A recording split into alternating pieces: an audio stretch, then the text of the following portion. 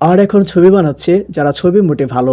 বর্তমান নাটকের শুটিং যেভাবে করা হচ্ছে তা নিয়ে এবার প্রকাশ্যে মুখ খুললেন অভিনেতা ডিপজল। সাম্প্রতিক কিছু শুটিং দৃশ্য ভাইরাল ভিডিও ঘিরে যে বিতর্ক তৈরি হয়েছে সে প্রসঙ্গে তিনি কড়া মন্তব্য করেছেন বলে জানা গেছে। ডিপজল বলেন নাটকের নামে যেসব ভিডিও দৃশ্য ছড়ানো হচ্ছে সেগুলো সমাজে ভুল বার্তা দিচ্ছে। বিশেষ করে এই কন্টেন্টগুলো দেখে বর্তমান প্রজন্ম কী শিখবে, এই প্রশ্নটাই সবচেয়ে বড় উদ্যোগের।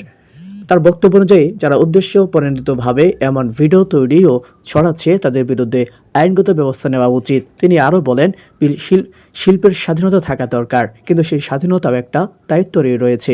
বিনোদনের নামে যদি সীমা ছাড়ানো হয় তাহলে এর প্রভাব পড়ে সমাজের উপর, পরিবারের উপর এবং সবচেয়ে বেশি প্রভাব পড়ে শিশু ও কিশোরদের মানসিকতায়।